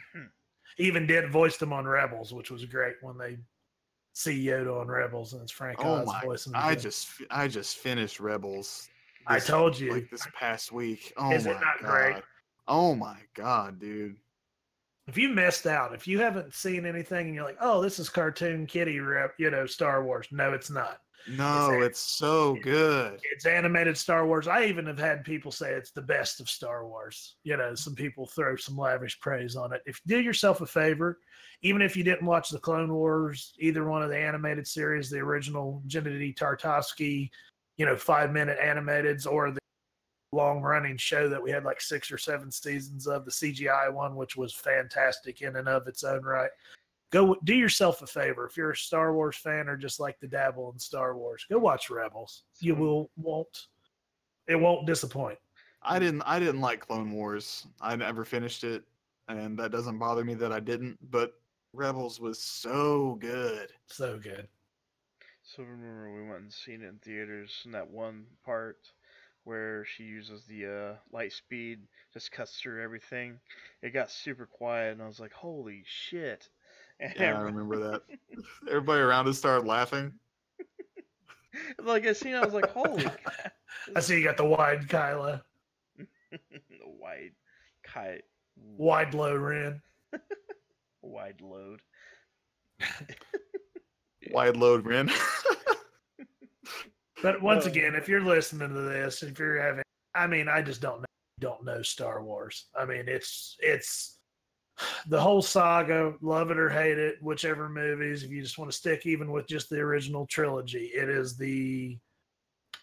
probably the greatest sci-fi movies ever made. They will live on forever.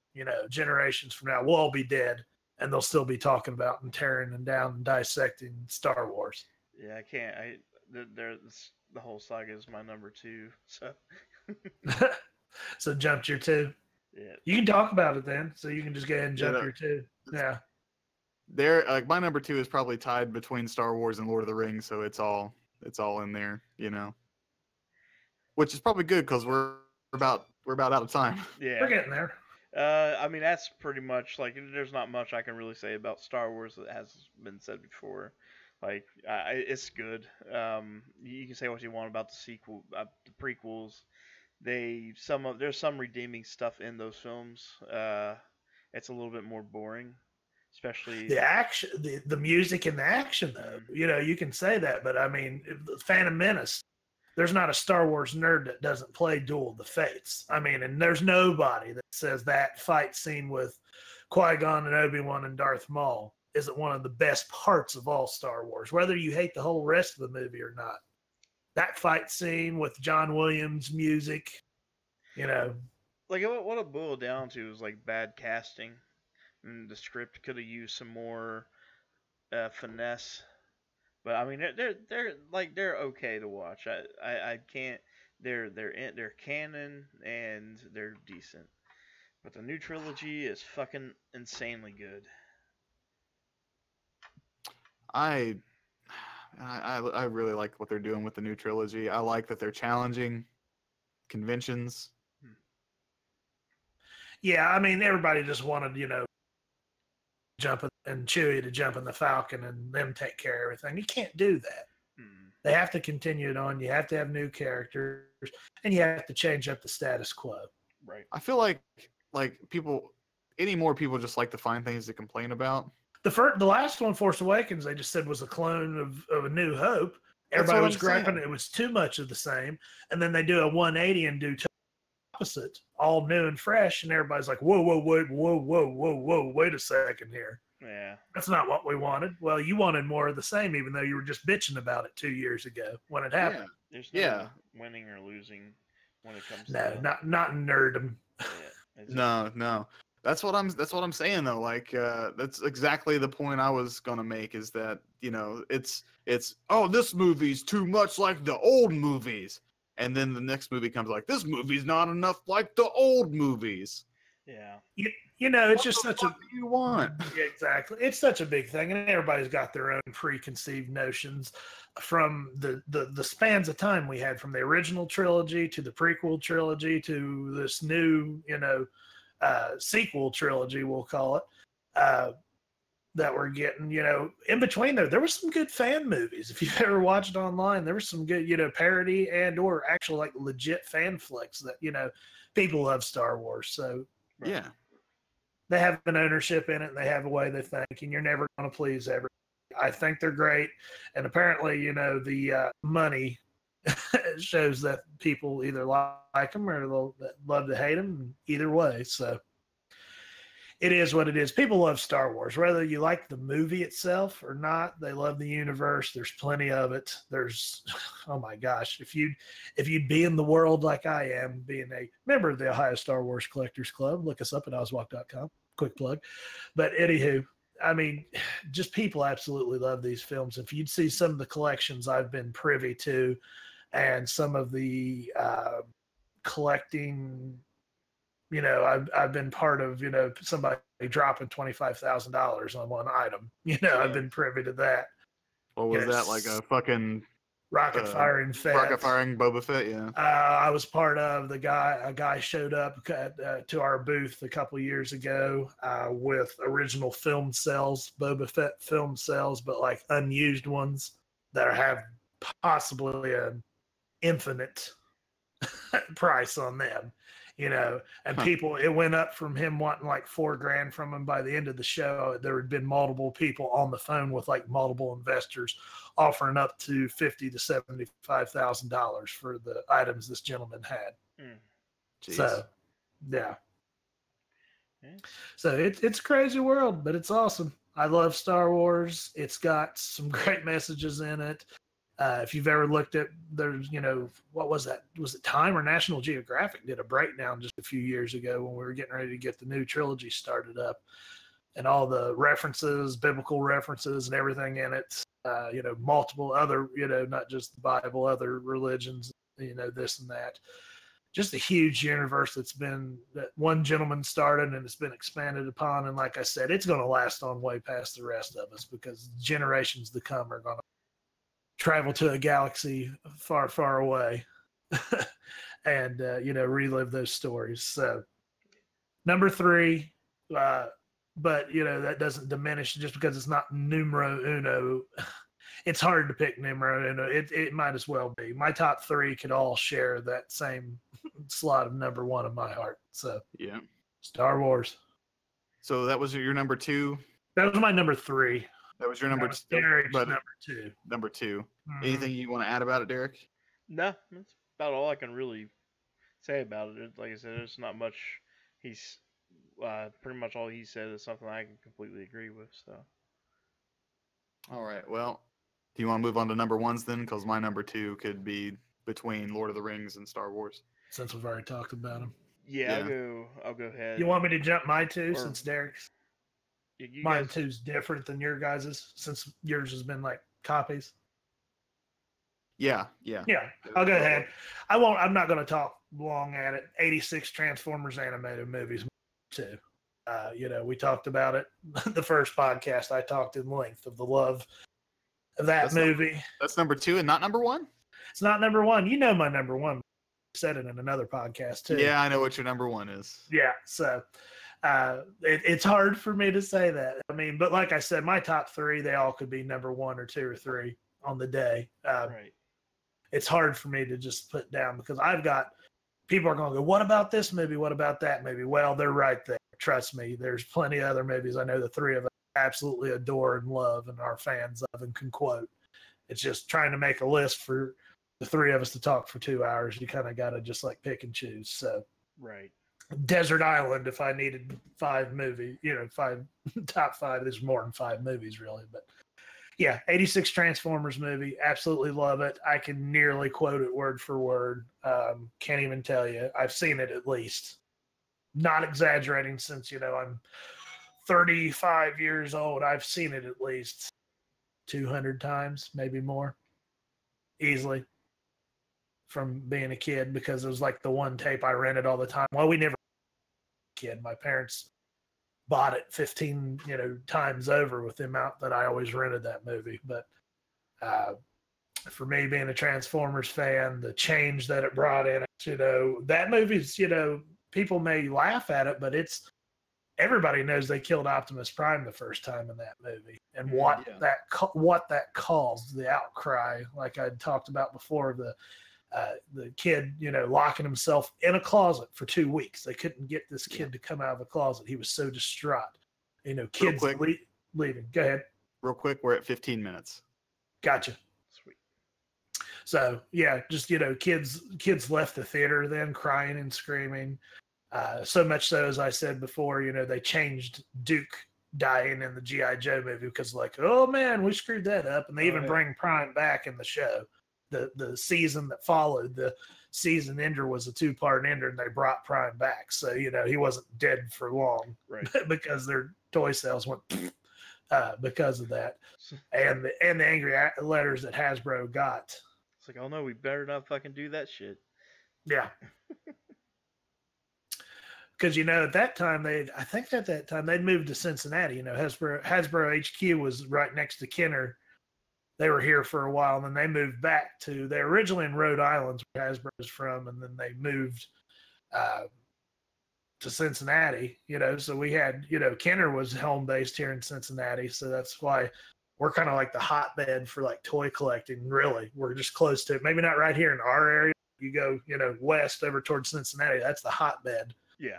For toy collecting because of Kenner being located there, and Hasbro was there for years until like early 2000s or something. They built their new HQ back in Rhode Island where they're located, where they were originally located, and they moved back there because I have a couple friends that's in the Star Wars Club with me who worked for Hasbro. They actually, they had some designs. Got a buddy that had a couple toy lines in the early 2000s that he had designed on when he worked at Hasbro there. But, when they picked up and moved, they didn't pick up and move. They just stayed in Cincinnati. So,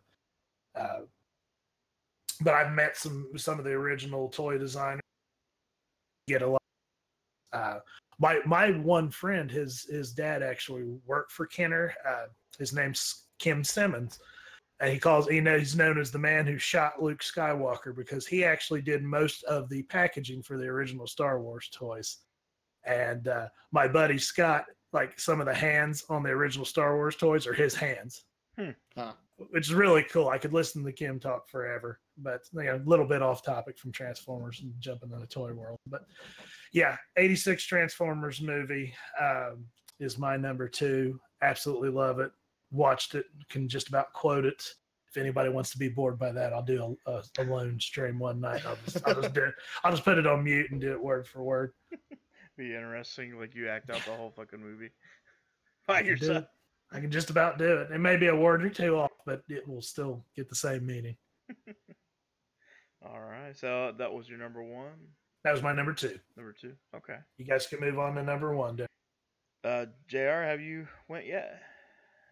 I have not. You want to do yours?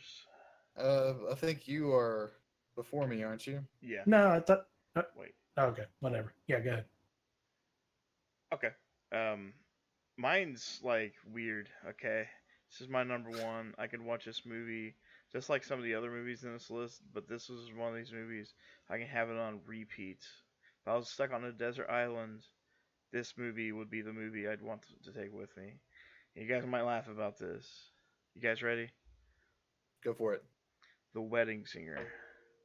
Oh yeah? For real? That's my favorite movie of all time. That's wild. Thank you so much for the follow, man. Yeah, like, it's good. Adam Sandler. I'm an Adam Sandler fan. Like, so I understand some of his newer movies are shit, but like that movie is just awesome. Just like all the stuff they do. Like one of my favorite scenes is when I think her name's Vanessa comes up to the porch and they're arguing about how she didn't show up to the wedding, and that little kid walks up and says, "Dad says you was a bitch." uh, just I mean all of it. The characters are good, and that ending when who was it? Oh shit. What was that singer's name? Billy Idol. Yeah, Billy Idol. He takes Get out of my way, Billy. Yeah, get out of my way, Billy. You're gonna get Nobody hurt. Billy. talks to Billy Idol that way. Like the music's good. Some of the original stuff he does, and they have I think it was Boy George in it, right? Like literal Boy George. I think he's in it a part, yeah. Yeah, I think he does have a. It's been a while since I watched it. Yeah, it's been a while since I've seen it too. He's always singing like, "Yeah, do you really wanna hurt me?" Song, whatever that is. But no, I love that movie. Like I said, I can watch it every day. It's funny. It's a good movie. It's funny you picked that because a lot of people see that as the turning point in Adam Sandler's career when he was trying to do like a little more serious movies instead of, you know, the you know, Yeah, Sandler type films. There's a movie that he's in. It's highly underrated. It's called Punch Drunk Love, Mm-hmm. and it's a good movie. It's made by the same guy that made There Will Be Blood. Yep. And nothing really happens in it. It's just some dude. I don't know. I like it. Adam Sandler's hit or miss anymore, but that's probably one of his best movies he's ever been in. I mean, I know people are gonna say Happy Gilmore and fucking Billy Madison or Waterboy, but like I said, I can watch The Wedding Singer nonstop on repeat every single day. That's my number one. Who's next? BJ. Me. Yeah. Yeah, man. I think I've already said what my number one would be before. Haven't I? You mentioned it is between Star Wars and Lord of the Rings. No, that was number two. Oh, okay. I mean, before this stream, I said what my number one would be. You may have, but I am drawing a blank. Me too. My number one movie, my favorite movie, is Gojira. Oh, yes, 1954. The original. The original. Yes. And I would not have said that until I saw the original.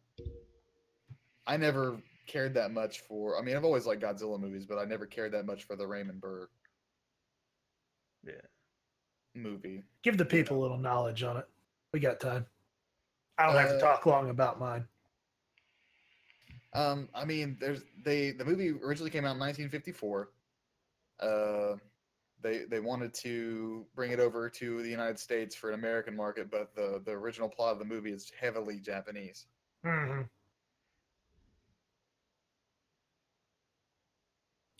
Anybody doesn't know, they're kind of the movie is not just big stupid monster. It's about the not at all horrors of nuclear testing, where during that time this is post us bombing the crap out of Japan, World War II. Yeah. Yes. And the whole world seeing nuclear power for the first time and being absolutely terrified of it.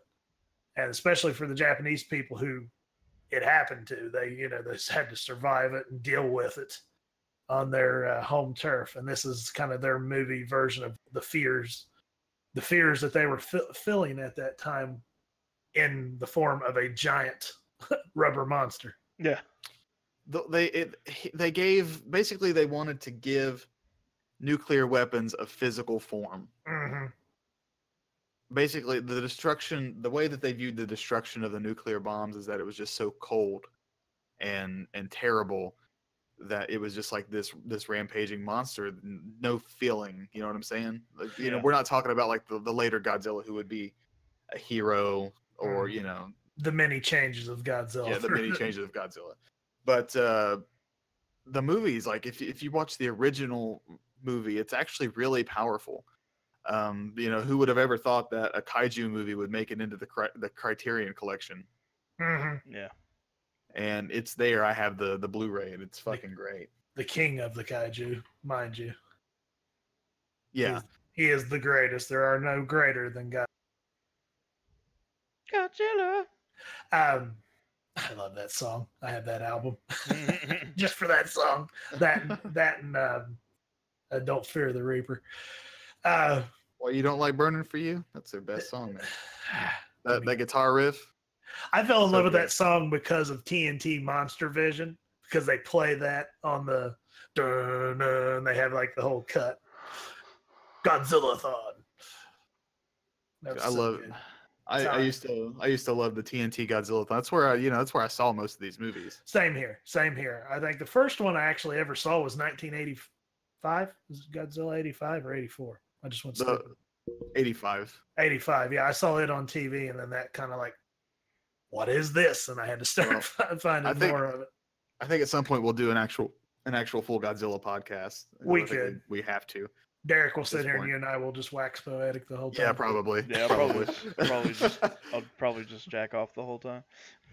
But 1954 Godzilla has a lot of really powerful moments where they like, if you really think about Godzilla in that movie, he looks different than he'd ever looked afterward. Mm-hmm. I mean, he's got like these. Well, I guess the closest they've gotten to it since has been Shin Godzilla. I would have to because they paid so much homage to the original film. I also think it's kind of a representation of the famous quote from the Japanese general who, when they were fighting us during the war, they said they'd, awoken a sleeping dragon. And that's kind of their representation of the nuclear power and everything. But there's like really powerful things in the movie. Like when the movie came out, have you seen Gojira, Derek? Yeah, it's a long time ago though. Okay. The movie opens up with a Japanese fishing boat, and it gets basically lost at sea because of Godzilla. He like fries it basically. Mm-hmm. This happened, like this movie came out, and that had just happened like the year prior. Like an actual fishing boat had gone out too far and got in the way of an actual nuclear test. Mm-hmm. And what was those islands called? Bikini Atoll? Yeah, Bikini Atoll. Yeah. So an actual fishing boat had gone out there and gotten involved in that, and disappeared. But that's the way the movie opens. So that was still fresh in the Japanese minds. Not to mention, 10 years prior. 9, not even 10. Yeah, 9 years prior, the actual nuclear bombs had fallen. Right. But there's a scene that gets me every time. Godzilla's rampaging through Tokyo, and there's this mother and her children. They're just kind of huddled in this little stairwell outside, and they're just like, she's holding the kids close to her, and they're crying, and she says, "Don't worry, we'll be with your father soon." Oh, dude. Mm-hmm. Yeah, it's kind of rough. That's a Godzilla movie. Yeah. Godzilla. You know what I'm saying? Unstoppable, just like they did with Shin Gojira. No matter what they threw at him, they weren't stopping him. We need to do a Godzilla podcast. That could be one, because I love the Big G. The Big G. The Big G, as he's referred to. Yeah, there's many incarnations of him over the years, and from being the good guy, Earth's protector, to being the most evil thing on the planet. Well, it's not even that he's evil. It's just it's just emotionless destruction. Yeah. And I think that's what they were really going for. If you look at like the original Godzilla design, he had like these cold, dead, staring eyes. Looks like we got about 20 seconds left. 20 seconds. Less than that.